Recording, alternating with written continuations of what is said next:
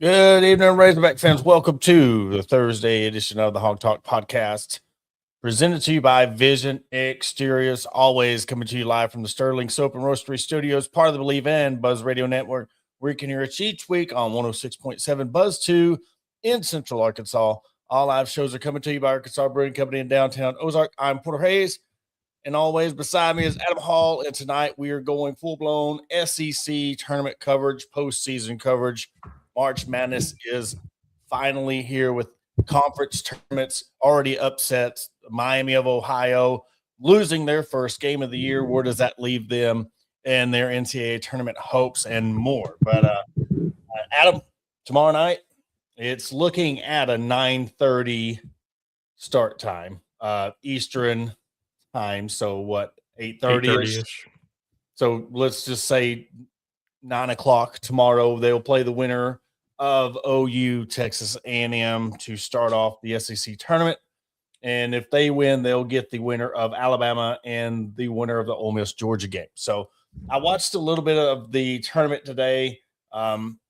Kentucky barely, getting by today. And then Auburn beating Kentucky beating Missouri 78-72. They'll play Florida. And then Tennessee taking down Auburn 72-62. So it'll be Tennessee and Vandy and Kentucky and Florida in the top half of the bracket. So Kentucky just looks different since that Arkansas game. It's almost like I told you. It's like the Arkansas game gave them a boost, and then it's like they just went back down. I don't know what happened to them, but they looked a lot better. Maybe that was, they want to talk so much about a Super Bowl game. Maybe that was their true Super Bowl in the Arkansas game, because they have not been the same since. I kind of look at it like, obviously there's overhype. There's the $22 million roster that Kentucky has that obviously isn't coming to bat, but maybe some of it too. You got a mid-major coach in Mark Pope. And even looking at, there was some talk. I know Tennessee's still in it. They're playing tomorrow against Vanderbilt, but here they are again with their coach, and kind of doesn't. He's a regular season coach, for the most part, and I kind of look at Mark Pope in that same way. And you can say what you want to say about Mark Pope. He hasn't gone very far in his career, so I get that you got the guy that makes you feel good. He's a Kentucky guy through and through. But at the same time, is what it is for him. So honestly, out of tonight's game with Texas A&M and Oklahoma, I think you have to look at Oklahoma they've gotten hotter at the end of the season. Texas A&M is kind of struggling a bit, but at the same time, I don't know if you're Arkansas, if you want to run up and down the court with Texas A&M.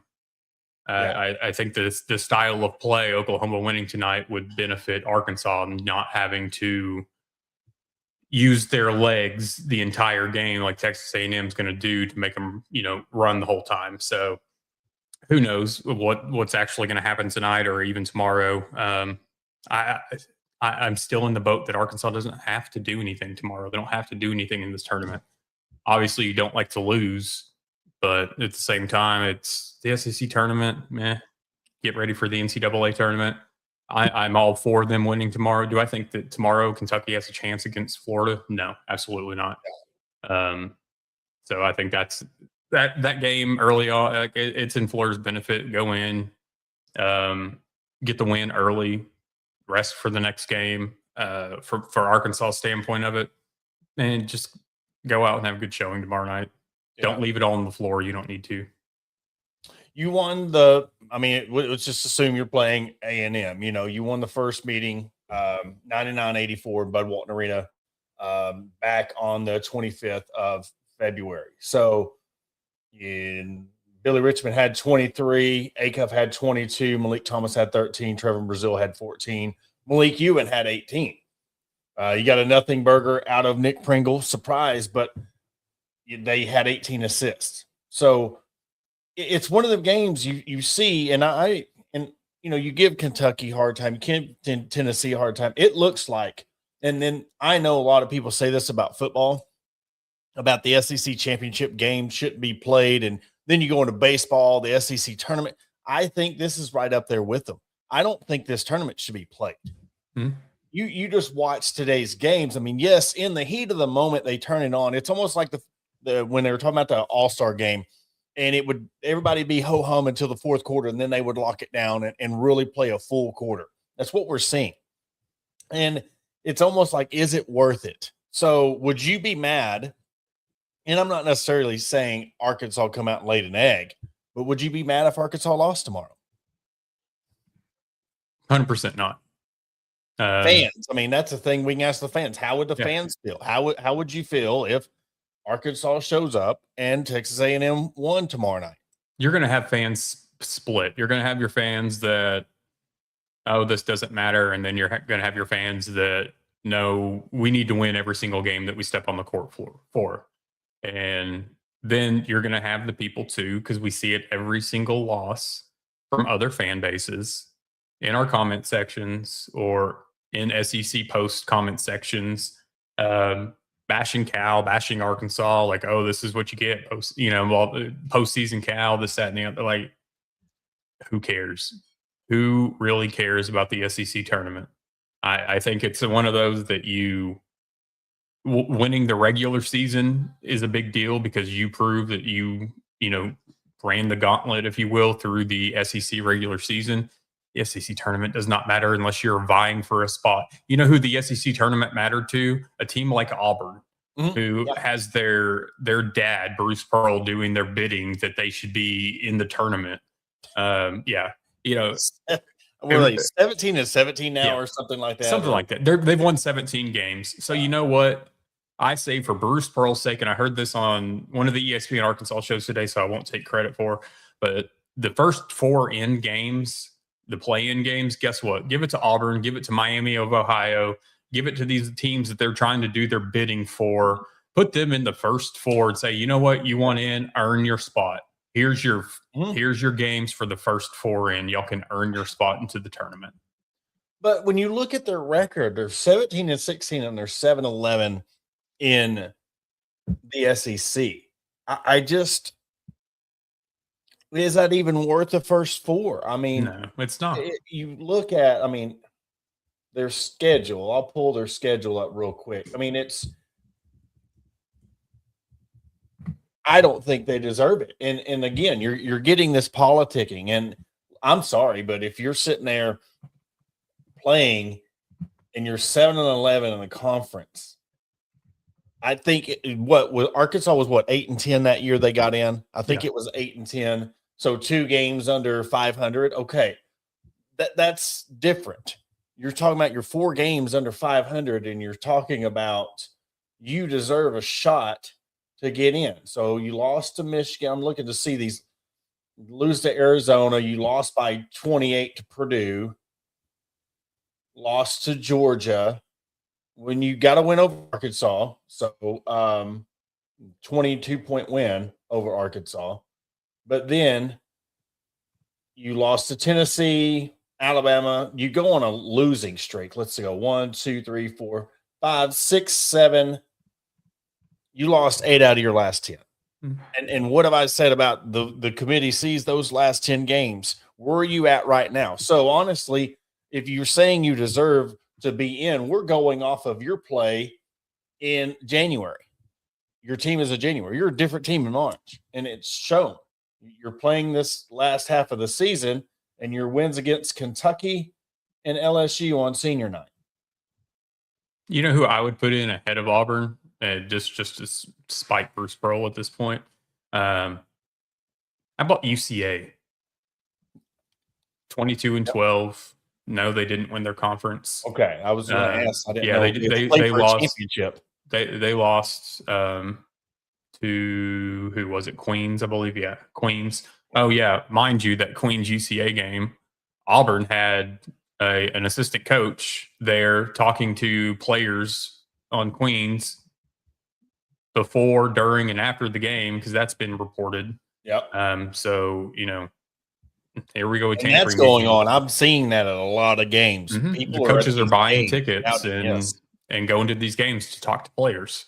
So I know the Big Ten's come out and say that, hey, let's not punt it, or let's not try to let's let tampering happen until the NCAA wants to come down and actually make some rules against it or whatever. And of course, that's just the Big Ten's way of saying, hey, we just don't want the slap on the wrist right now. Don't point fingers at us. Yeah. But for Auburn to have a coach at that Queens UCA game is absolutely ridiculous. So you know what? Put UCA in ahead of Auburn. That'd be hilarious. They have Auburn has no business being in the NCAA tournament. Yeah, and when Arkansas's case, it's going to sound weird, but don't play to win, but don't play to lose. Yeah, go out there and just play. Mm-hmm. If you win, you win. You lose, you lose. But I wouldn't say, because me and a buddy at work today were talking about that, and he is under the impression, I don't necessarily agree, but I can see the argument. The only way they can bump up a seed line is if you win it all and you beat Florida. Is playing 3 games and beating Florida worth moving up from a 5 to a 4 seed? No, I don't think it is. I mean, that was my only thing with, if you were going to get a 4 seed, I think you had to win the SEC tournament.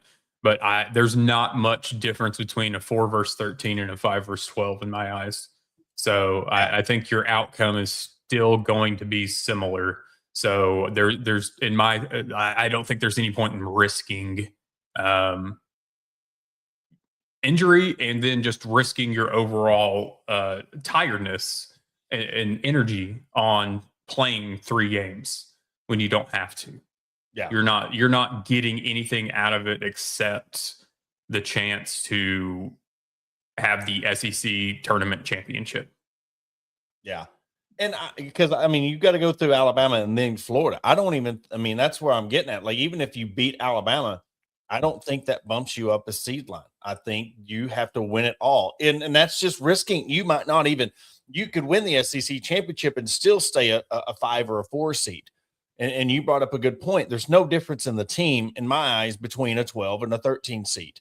There's just not. You're going to get either some mid-major conference champion, or you're going to get middle of the pack ACC team, Big 10 team, Big 12 team. You're going to get somebody. And, there's talks about, of course, all of these things about getting Kansas in the first round. I mean, that would be insane to think.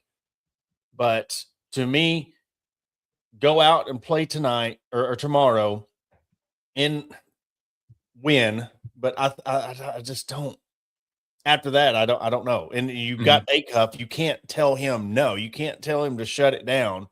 And then you're playing against Alabama. I mean, they have a big. I mean, that's what killed Arkansas the last time, was their inside presence. Do you risk, getting banged up, or you win that, and then you're playing in the championship game and risking? So this is projections. This is the current bracketology on ESPN. They update it hourly. So right now, Joe Lunardi has Auburn as the first team out. SMU is the last team in. Duke is the overall top seed. Scrolling down, they've got Arkansas playing Yale at the 5-12. I love that. I love that bracket. And I love that, because you talk about Purdue match up very well with them. And depending on where you would go to the top. So would that be, you would come out of there and play probably Miami, or would you be matched up with a Greenville? Yeah, I believe you'd be matched up with the Greenville. So you're in the Duke part. I mean, Greenville. I see Greenville matched up down there. So let's scroll down. No, you'd be down here with the UConn. And see, I'm okay with that. I mean, because freaking what's his name, Hurley, is just such a hothead. I mean, they're good, but they're not as good as they used to be. I think way Arkansas is right now, you line up in the Sweet 16 and you got to go through UConn to get to a Final Four. To me, that's a really good draw. I mean, that's just my thing. Mm-hmm. Their last 4 in, they've got Missouri, VCU, Texas, and SMU. They're on the bubbles.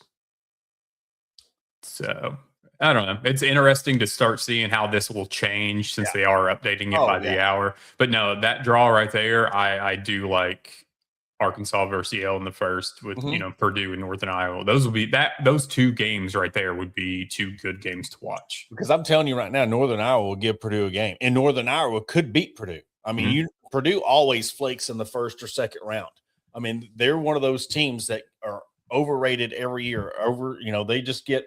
I don't know how they keep getting that 3-4 seed every year and bowing out early in the tournament. And you match them up against Arkansas, and then knowing you got to go through UConn. I mean, to me, that is a favorable draw. I want to match up with Duke in the Final Four or whatever. But if you're going to be going through UConn in the Elite Eight to get to the Final Four, I'm happy with that. Mm-hmm.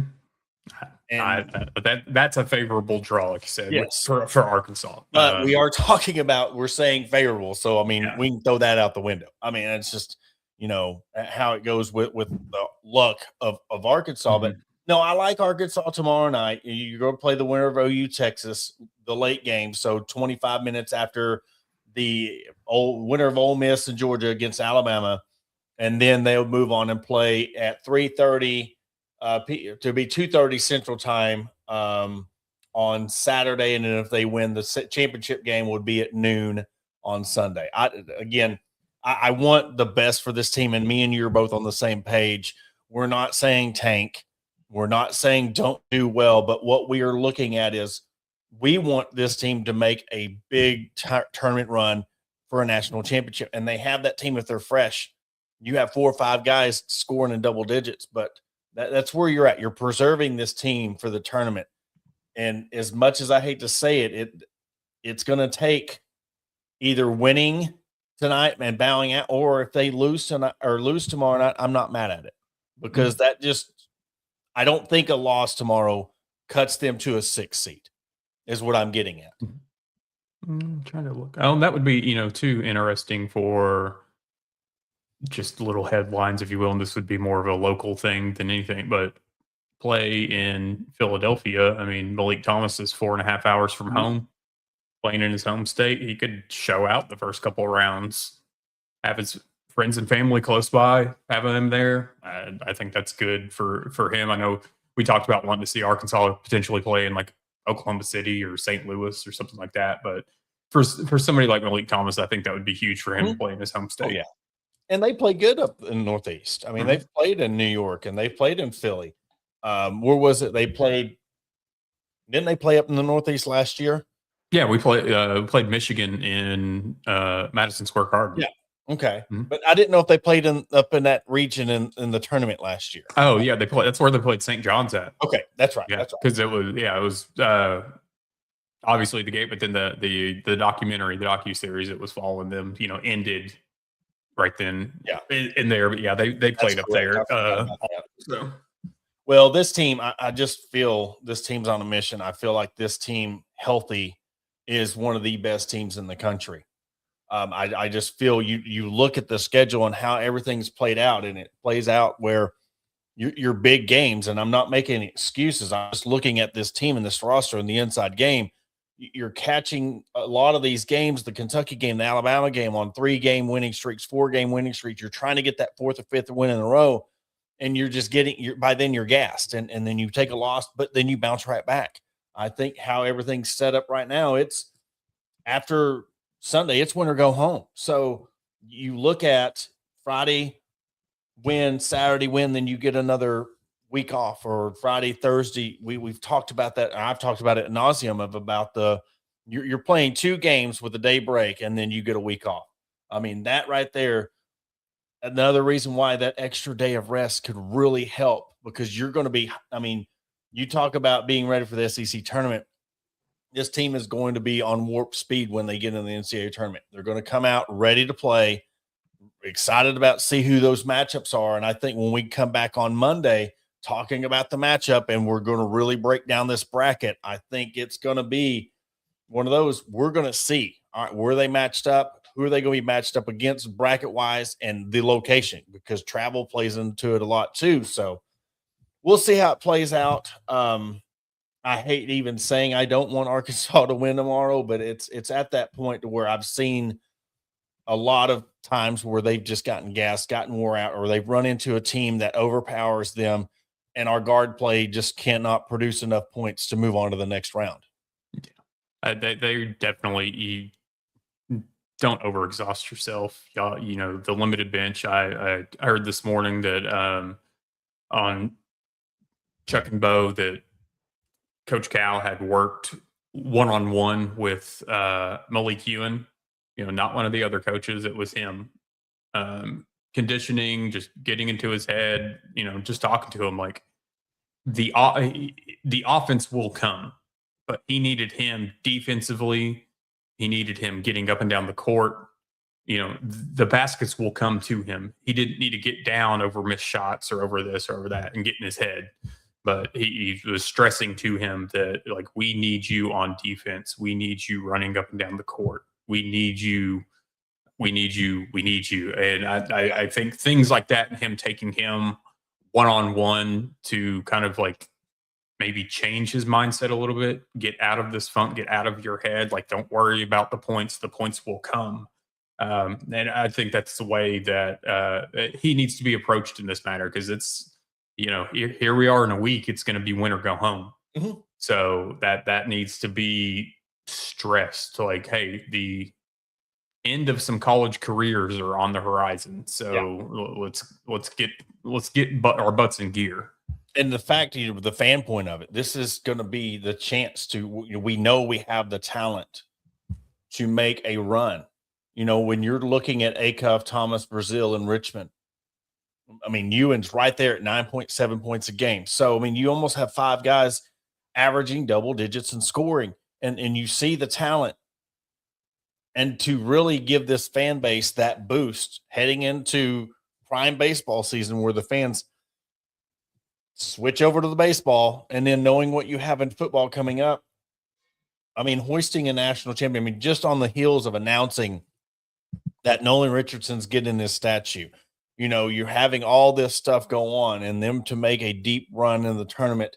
Final Four would be crazy to me. I think even if you got to a Final Four, that would be very satisfying. Oh my gosh, like, you're almost there. But getting to a Final Four, that's like getting to Omaha in baseball. You got to Omaha and you're making a Final Four.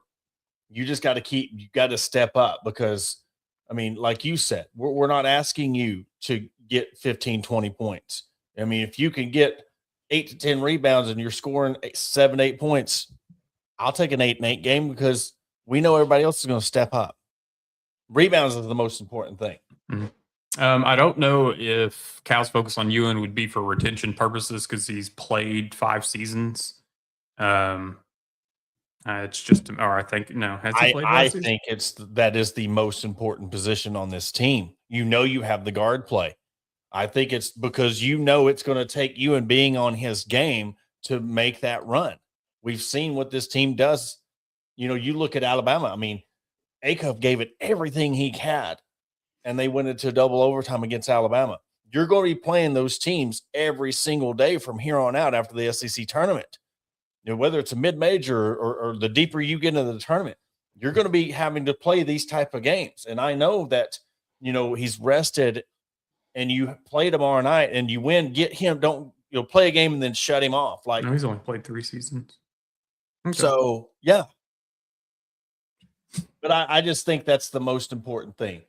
If Pringle was just 50% more than what he is right now, you know, just give us half of what we want you to be, I think that would be a huge boost. But it's just, that's been the biggest disappointment of the season, has been Pringle. Like, we've wanted him to step up, and it's just not been there. Now, if he does, and you get a double-double machine out of Ewan and Pringle, this team could be very, very dangerous, and that will be the difference in the national championship for Arkansas, is if you get both of those guys to step up. I would feel very confident if Pringle come out in this SEC tournament or the first in the NCAA tournament and had a double-double. Malik Ewan, so 22-23, he was at Ole Miss. 23-24, he went to South Plains Community College, so he was ranked the #1 JUCO player there. Then he went to Florida State 24-25, and then now at Arkansas. So he's played 3 Division one JUCO. So essentially, yeah, we could get into the Diego Pavia rule. Maybe, if yeah. Maybe if and there's we'll still. see. Yeah. But I tell you what, then he better. You're talking about auditioning. You better step it up 100%. because Cal ain't going to waste a roster spot if you coming in averaging 6 points and maybe 4 rebounds. You better go in there and average a double-double. If you want him to fight for you, you better win this team a game. I mean, you better be the reason with your rebounds and your scoring that he wants you to come back because with everything that, and especially if we're even talking about Thomas coming back. I mean, I don't know. That ain't even in the works. It's just speculation, our take on it, but whose spot you going to take?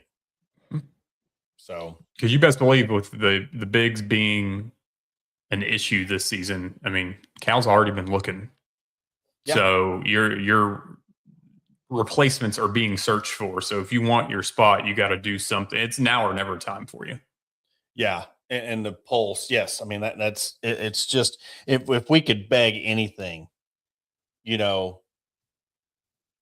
Pringle show up. I mean, we got to have him in postseason play. If we're going to do any kind of run, you cannot be showing up the game, scoring no points and 2-3 rebounds. We want to see hustle. That's the thing. Effort. I want to see effort. I want to see hustle. I want to see someone out there. And tomorrow night, I'm talking about NCAA tournament. But if you need to start getting in shape, by God, you better start tomorrow. Because we're going to need you in the NCAA tournament. If this team is going to make a serious run at a national championship, it's going to take more than just you and down low to beat some of these teams that you want to talk about a UConn. I like the chances. It's favorable, but any team with inside presence makes me nervous, makes me more nervous than a 3-point threat because it just seems like look what Florida did. Totally took you out of the game. Look at what the Auburn game, look, the Alabama game, the guy, I can't remember his name. He averaged probably 6-7 points a game and he scored 22. The presence that he made, the difference he made in the game was astronomical. Mm-hmm. It was the reason they won the game. So we'll see how it goes. But again, tomorrow night, last game, look at about 9:00. It's going to be a late night. I'll be up. So, we'll be watching the game, giving live updates and stuff like that. So what we're going to do, we are going to take a quick commercial break, hear a word from our sponsor over at Vision Exteriors. After break, we're just going to deep dive into NCAA tournament baseball talk and Miami of Ohio. Do they deserve to get into the NCAA tournament and some other shocking? I think there was a game today that the team was down 38-8 and they come back and won, but we'll talk about that right after the break. Looking to enhance your home's curb appeal? Look no further than Vision Exteriors. As your trusted roofing, siding, and exterior experts, we're here to transform your property. Our skilled team ensures your job is not only functional, but also aesthetically pleasing. Along with roofing, we also offer window, gutter, and siding installation to boost your home's appearance with our quality options. Visit us at www.visionexteriors.com or call us at 479-397-4770. Let's make your vision a reality. And welcome back to the Hog Talk podcast. We're talking about postseason basketball. It is the perfect time of year, Adam. I'll tell you what, I'm going to age myself.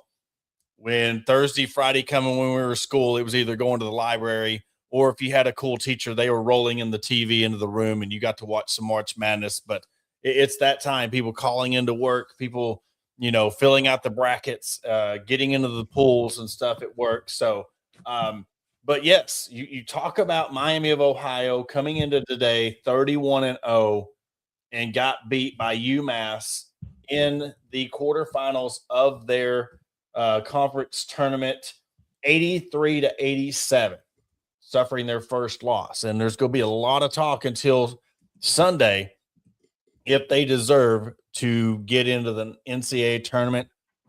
You think they shouldn't be in the tournament? Why? I guess I kind of look at it like a lot of these smaller schools, the mid-majors, like you've got to win your conference. Are they ranked? Were they ranked? I don't think so. I'm trying to see if they were in the AP. And a lot of it too is just some. I don't like the way that after they beat Miami, or was it Ohio that they beat? Their guard or one of their players, whatever, going out and flipping off the fans, the student section, and cussing them to setting. Like, I get it, tensions are high, and we don't know what was being said or done before then by the fan. I don't know. I just look at it like, hold yourself up a little better. And because of that, though, I'm just kind of like, you know what? Like, I think it's funny that you lost to UMass today. Yeah. Just because of all the trash talk that's happened. I get it. You won all of your games up until today. Looking to see here. But I think, they were ranked 20th as of today. So I could see them getting in, but at the same time, I'm just kind of like, man, leave them out. Or like I said, give them one of the play-in games. Make them earn their spot. Yeah, I would be okay with a play-in game. I'm kind of torn because, I mean, again, the team you lost against, yes, they were the 8 seed, but I mean, beating anybody 3 times in a year, it's hard. And that's, I mean, you beat UMass, you beat them 86-84 at home, and then you beat them on the road 86-77. And then, of course, you lost today 87-83. But when I'm looking here, I mean, I'm looking at who you've played. I mean, you played Western Michigan, Eastern Michigan, Bowling Green, Buffalo. And then you go to the non-con, and I'm not seeing any outside of Air Force. That is really the only team that they've played. They won 76-71 over Air Force. Other than that, it was Old Dominion, Trinity Christian, Mercyhurst, UAPB. And when I say that some of these teams that they played, they don't even have a logo on their team website when they're talking about Indiana East. It has some kind of team photo. There's one team here that they played, Milligan. It's got a girl in a swim cap. Here, I'll see if I can bring this over, because this is, I mean, looking at this schedule, I'll pull it. Transplanted. I truly, let me go back to this one. I think that Auburn and Miami should play in the play-in game. Yeah, if either one of them went in, be cool. I mean, why not? And it's one of those, we know too that, especially because it is March Madness and because he does have a platform, we're going to have to unfortunately listen to Bruce Pearl this postseason. Yeah, and he's going to be like Nick Saban. He's going to politic. But yeah, Milligan, you got a girl in a swim cap. Akron, Western Michigan, Buffalo, Kent State. But then you have this other one. It was Indiana East. I don't know what kind of photo that is. So that just tells you the competition. Mercyhurst. I mean, this is teams like UFAS would play, in my opinion. This is like UFAS' schedule. So in essence, now there was talk of them trying to schedule teams, but they declined. So I don't know if there's any truth to that, but you got, and again, right here, Trinity, look, your hockey guy, you won that one 129-49. So if you want to play devil's advocate, I can see if they really tried to go play some of these schools and nobody wanted to play them. But when you look at that schedule, I can see why they wouldn't. I mean, you're going to have to go off your body of work. Yes, you won all these games, but look at the level of competition you played.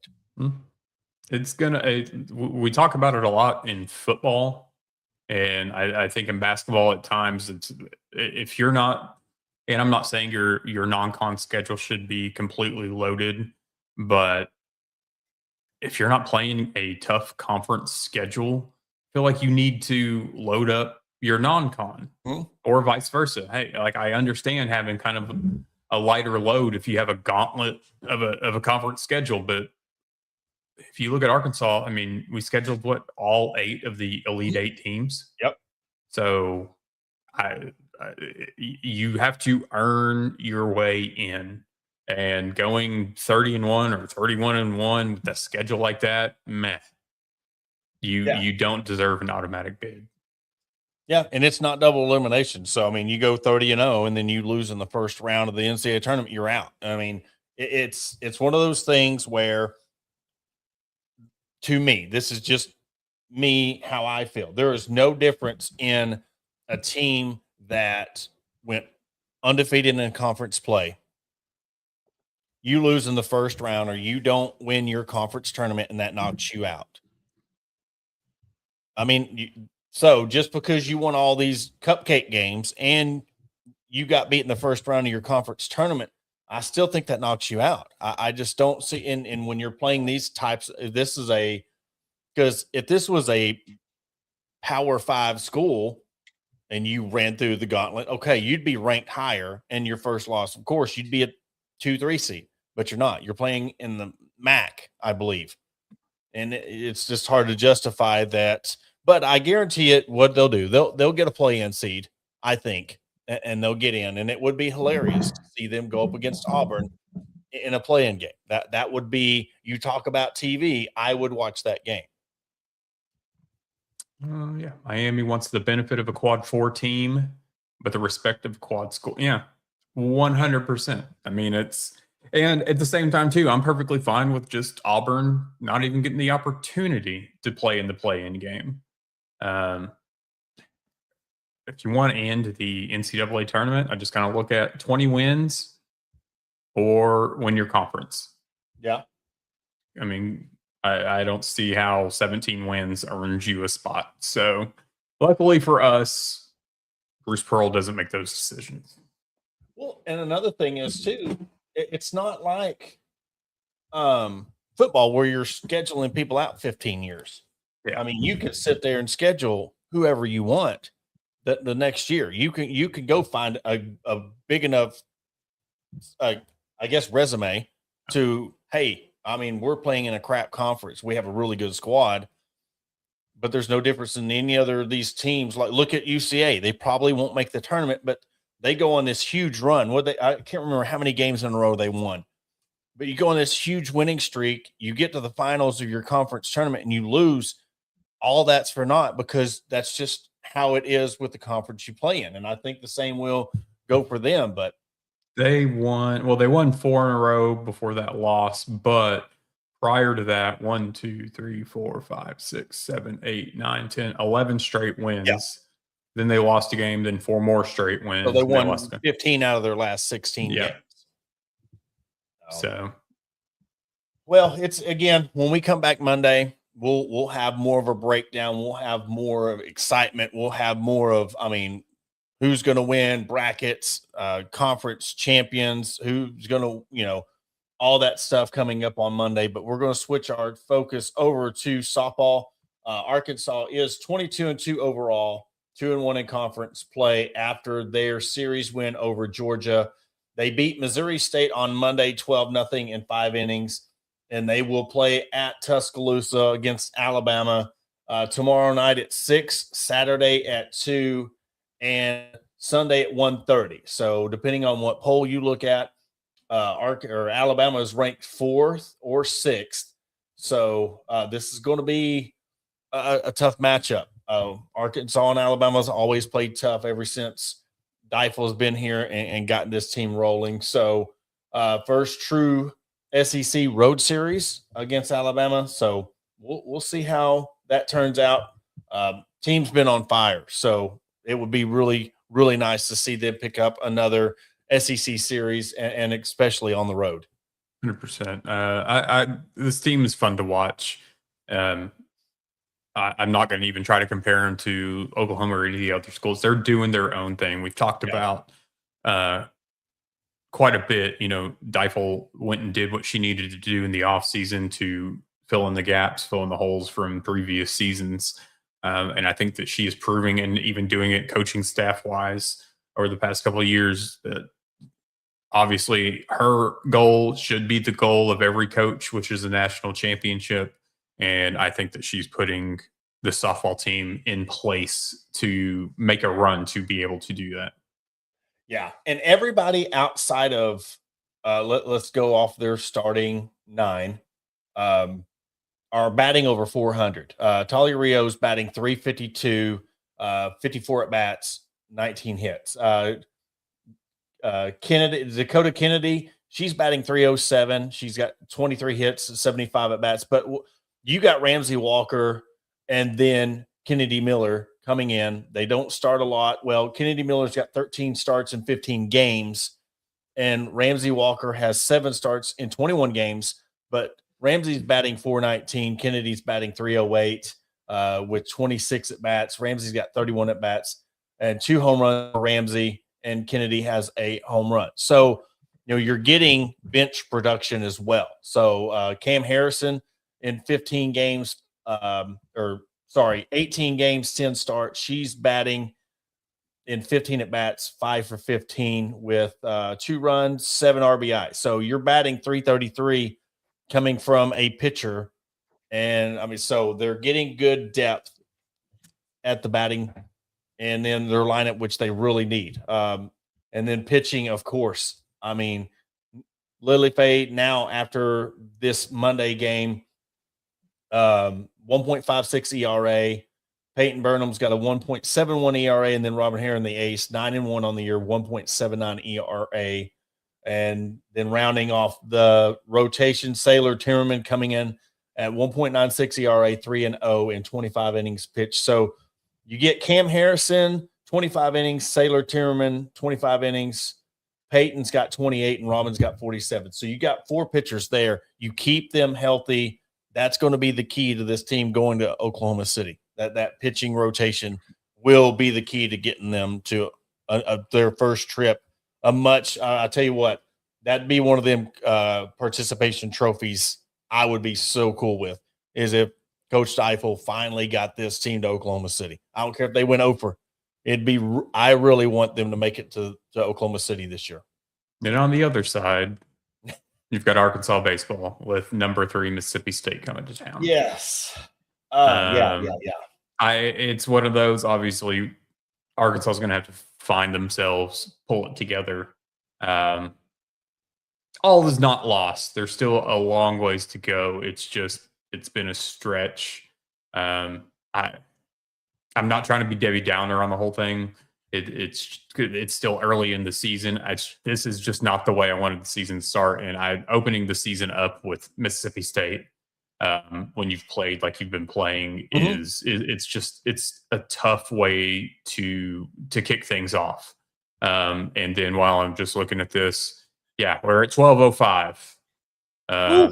Yeah, big balling. I think it went up about $700 since the show on Monday. It's jumped $10 since our show tonight started. So get your tickets, folks. Yeah. Oh man, that's horrible. That's embarrassing. I'm sorry. Mm-hmm. And I know we haven't ranted on it in a minute, but you know what? It's just that is embarrassing that you're doing this a week for this series, and the fact that you can't even get people to scrape up $600 or a chance to win $1,200, split it. And that just shows how much you care about the raffle. Mm-hmm. I mean, I wouldn't even do it. I'd just cut it off. You know what I would do? This is what I would do. I would say, forget the raffle, and I would go here. There you go. Yeah. Better odds. I mean, your first 25 gets you 250 in free bets. Mm-hmm. Using promo code HOG250.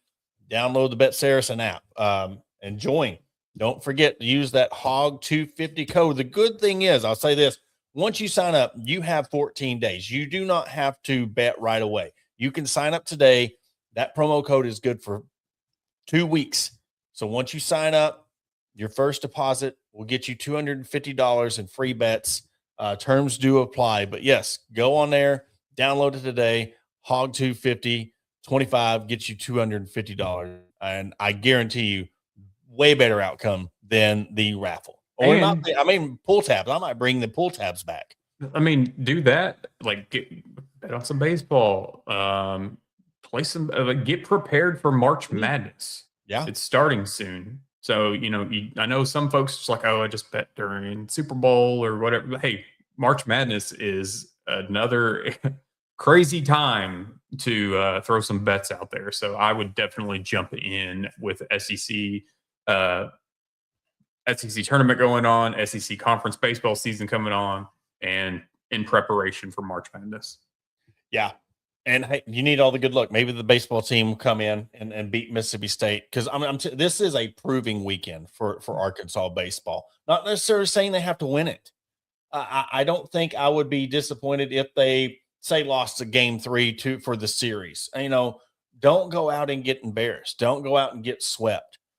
Come out and perform, because the good thing is the next 2 series you got South Carolina and Florida. You go to South Carolina and then Florida at Auburn. So, you've got a couple of series after that where you can kind of regroup. Not saying but how you perform, how you pitch, how your starting lineup does, how you hit with runners in scoring position will be huge.